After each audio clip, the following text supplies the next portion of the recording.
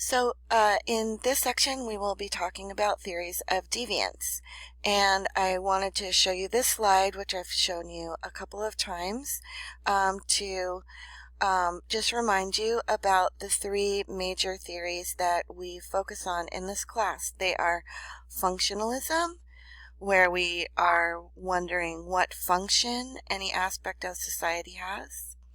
There's conflict theory, and in conflict theory we ask who benefits from a particular social arrangement. And then there's social constructionism, which it's a little different than the others and focuses on definitions and social constructions of how various aspects of the social world are defined. And so we will be looking at deviance from these particular perspectives. So let me see.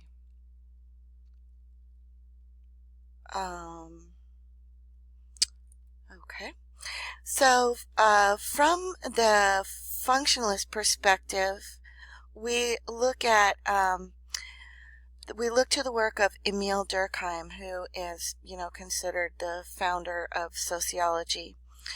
So since Emile Durkheim was a functionalist, he wanted to know what is the function of deviance in society, and he felt that deviance serves important functions for society and shouldn't be done away with for that reason.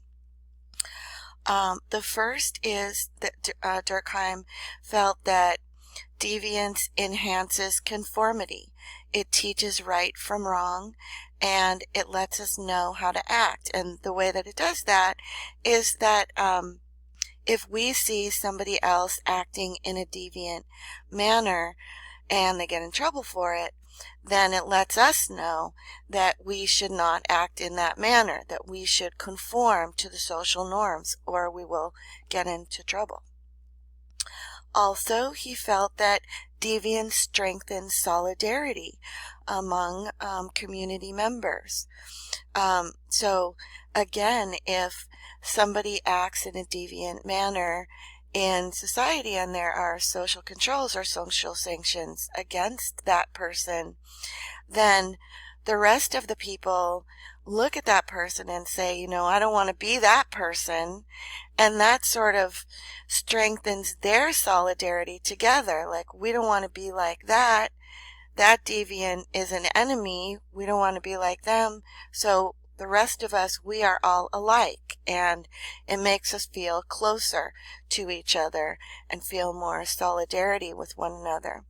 And we can actually see that in our current thinking in the United States about immigrants.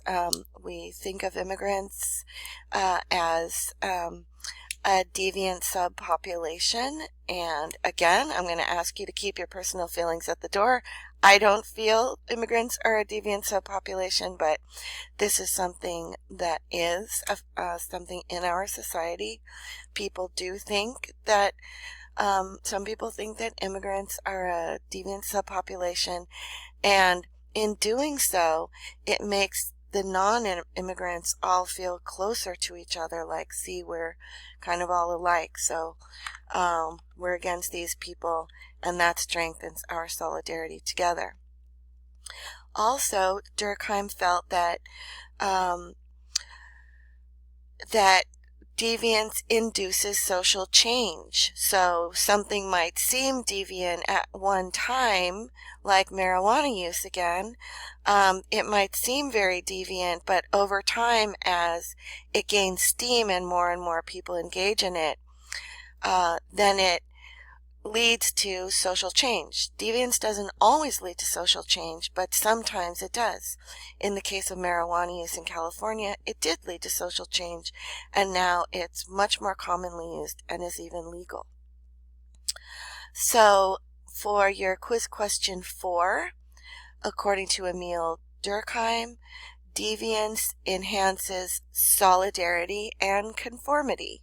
That's the answer to quiz question 4, solidarity and conformity.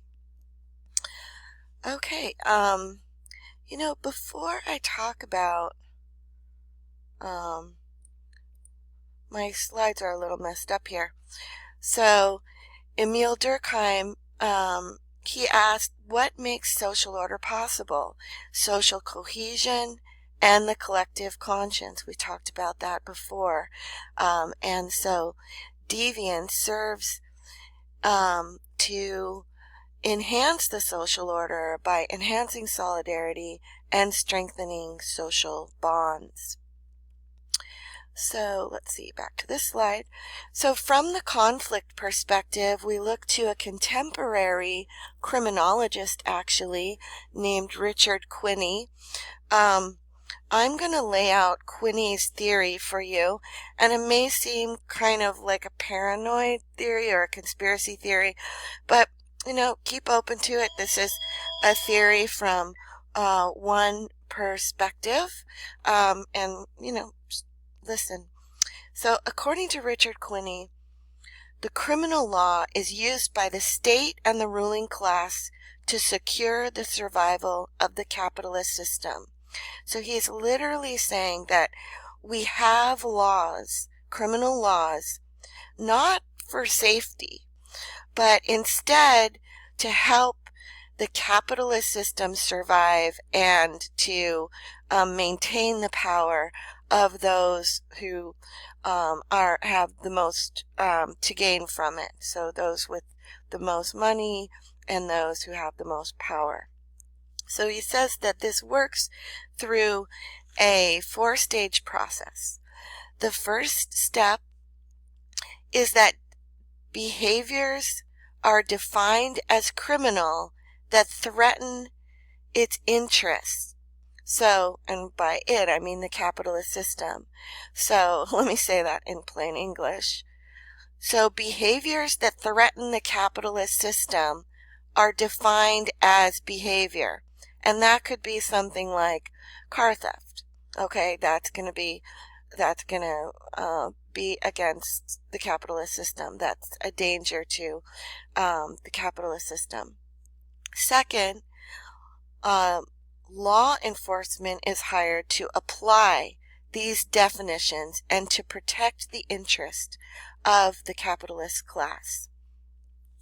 Third stage, the capitalist system and the ruling classes exploit the subordinate classes so badly and pay such low wages that it virtually forces the powerless to commit crimes in order to survive.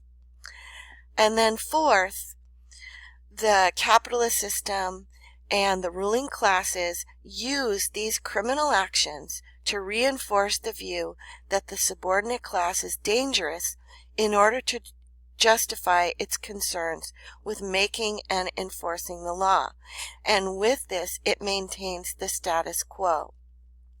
So I'm going to say that one more time really quickly, that according to Richard Quinney, the criminal law is used by the state and the ruling class to secure the survival of the capitalist system. So to keep things as they are. So to keep the rich rich and to keep the poor poor. And the way that they do that is that they criminalize certain acts that go against the ruling class. And this could be anything from car theft to spray painting graffiti on public buildings. So these are defined as criminal. Then law enforcement is hired to apply these definitions and to take people in if they, if they engage in these behaviors. Then the third thing is that they make it so hard for the subordinate classes to survive that there's nothing that they can do except to commit these crimes. And then last, these criminal actions are used to say, see, these are really bad people, so we should stay in charge, the ruling class. They should stay in charge, and this maintains the status quo. So this is a theory put forth by the conflict theorist Richard Quinney, and that is actually your fifth quiz question. So which theorist was discussed in relation to conflict theories of deviance, and that's Quinney. And then lastly, we talk about a symbolic interactionist perspective, which is called labeling theory. And under labeling theory, the theorist that we talk about is Howard Becker. So Becker states, this is his quote, actually I guess this is from Conley, from your textbook, "It is only through the social process of labeling that we create deviance by assigning shared meanings to acts." Now, if this sounds familiar, it should, because this is a social constructionist view of deviance. It looks at how various acts are labeled as deviant and that we come to share these meanings, but that the important part of this sentence is how he said, "It is only through the social process of labeling that we create deviance by assigning shared meanings to acts." I can see by my timer that I'm going to have to do one more video because I have one more theorist to look at. So labeling theory is related to social constructionism. It doesn't focus on the causes of deviance, but instead society's reaction to it. People see how they are being labeled and accept the label as true. They then behave in ways that they think someone with that label should behave. So I wanted to tell you about the difference between positivism and social constructionism. So positivism is a way of looking at the social world that is similar to how we look at the natural world. The emphasis is on empiricism and the scientific method. So the emphasis is on looking at the social world and just taking it for granted and not having all these other theories about it where we're trying to figure out why things are defined the way that they are, or anything like that, not looking more deeply. So they say the only authentic knowledge is scientific knowledge, and this is very heavily in use. It's when you do research or look at the social world and deviance as a taken for granted thing and don't look at why things might, why behavior might be called deviant. This is, of course, different from social constructionism, where we're looking at what is considered deviant, how rules are made, what are the consequences of rule breaking, and so on. From positivism, we just take for granted that it's there, and the focus is on determinism, or why do they do it. And this is actually, positivism is the way that most research on deviance is done.